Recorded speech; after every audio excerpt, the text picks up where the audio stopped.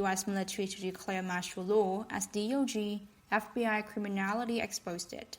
The U.S. military government, known to the world as the administration of President Donald Trump, is about to declare martial law, Pentagon sources say.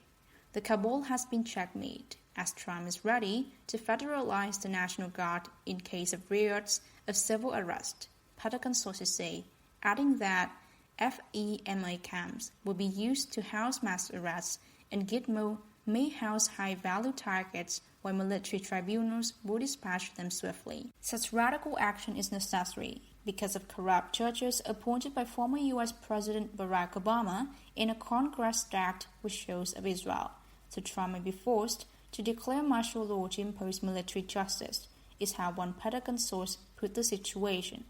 The FBI, for example, has been actively covering the cabal slaughter of hundreds of Americans in Las Vegas using G4S mercenaries, multiple sources say. Trump was probably referring to this upcoming purge in the following tweet. After years of calming, with a phony and dishonest Clinton investigation and running the FBI, its reputation is in the tatters, worst in history. But fear not, we will bring it back to greatness. The other big news from last week is that U.S. Fulford Air Force Base was hit with a nuclear weapon or the equivalent. The attack was described as a magnitude 4.2 earthquake in the corporate media. However, the earthquake had all the hallmarks of a nuclear or beam weapon attack in that its epicenter was a military base. It was shallow, and the seamless grab shows a huge one-off instant quake, not the sort of shaking build-up seen in natural quakes. Although the attack took place the day after North Korea announced it had ICBMs that could hit anywhere in the U.S., Pentagon sources are saying this was part of the undeclared civil war inside the military-industrial complex. The Fulford base is where the U.S. military and other dead bodies are processed, and is also home to a long-range heavy-lifting air transport, since the CIA smuggled heroin back to the U.S. in coffins during the Vietnam War. It's a pretty good guess that this base was taken out because it was a major transshipment point for African heroin. There was also visible evidence last week of, at very least, a low Earth orbit space war going on, as what Pentagon sources describe as Roche satellites were deorbit. This may have appeared in the news as the failure of Russian rocket launch containing 19 satellites. Also, on December the 2nd, U.S. General John Hyten, the head of U.S. Strategy Command, told an audience in California that several states were targeting U.S. space capabilities and warned we cannot allow that to happen. There were also reports worldwide of meteorites and space junk falling last week. This writer personally witnessed a multicolored meteorite fall in a location that appeared to be a naked eye to be less than a kilometer from my home in western Tokyo. The storm that began on November the 4th with a solid purge has gone kinetic, the Pentagon sources say, apparently being literally about. The purge on the ground level inside the U.S. is also becoming increasingly visible. Operation Mockingbird has been deactivated as CIA media access like Matt Lauer were fired from the NBC, following the November 30th raid on the CIA headquarters by the Marines, the sources note.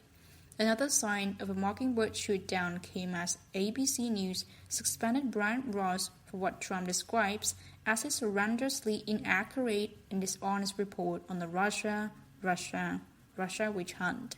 The corporate media purge has just begun, the source promised.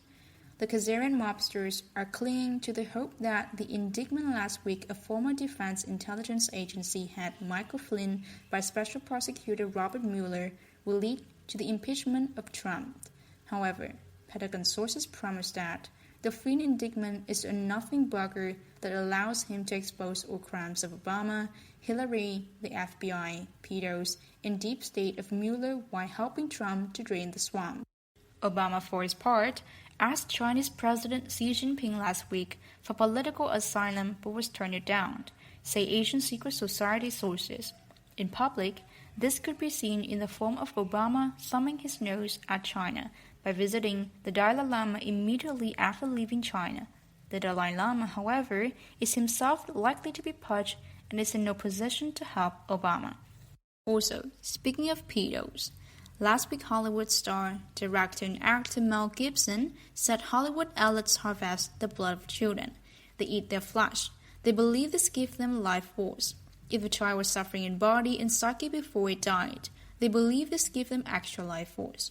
Gibson said, "This isn't some kind of artistic abstractions. I was personally introduced to the practice in the early 2000s. I can talk about this now because these people, the XX, they're dead now." This writer can also confirm he has personally met 2 Kazarian mobsters who admitted to eating human fetuses. These are the people who are being actively hunted down by the white hats.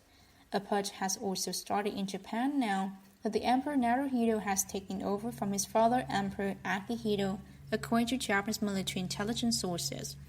Although Akihito is not officially supposed to retire until April 2019, Naruhito is already the de facto emperor, they explain. So far, only a few dozen have been purged, but a lot more will begin on December the 7th, the anniversary of Pearl Harbor, they say.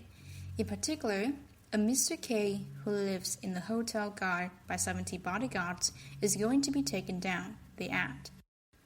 Japanese intelligence also wants U.S. military white hats to be aware that many in the U.S. military and intelligence community in Japan have for years been bribed. They say that even former U.S. Ambassador Caroline Kennedy was regularly and lavishly entertained at host clubs. A lot of Japanese money has been looted since the death of Emperor Hirohito and given to the Rothschild, Bush, Clinton, and other high-level Kazarian mobsters by Koreans who pretend to be Japanese like former Prime Minister Yasuhiro Nakasone, the sources say. Meanwhile, as the U.S. and Japan continue to clean house, international financial tensions between the U.S. and China is building. A sign of this was the breaking off of the U.S. and China economic dialogue last week. It's important to note in this context that the tax cuts announced by the Trumps last week can only be implemented if the U.S. declares bankruptcy and issues a new currency, because otherwise it would require massive new borrowing from China. China is not in the mood for pouring more money down the black hole of the U.S. corporate government, Asian secret society sources say. The Chinese are hoping to bankrupt the U.S. corporate government and have Canada taking over and create a United States of North America to replace the Roth regime that the U.S. corporate government has become, the sources say. This week, Canadian Prime Minister Justin Trudeau is in China, and as the Canadian Broadcasting Corporation reports, U.S. President Donald Trump's on-again, off-again antipathy for China has positioned Canada as a more attractive partner in North America. In a sign that China and its BRICS allies were preparing for a U.S. default, there was a formal announcement last week by the BRICS nation that they were going to start their own gold trading network. Venezuela also announced last week that it was setting up a cryptocurrency backed by gold, oil, and diamonds to replace the US dollar. Furthermore, in a sign they were worried about a money grab by the Americans, Russia's finance ministry issued a warning last week that if the US seized Russia's foreign reserve, it would be a declaration of financial war. Ominously, a CIA sources in Asia who has Rothschild connections, had the following comment to make on when asked about the financial war.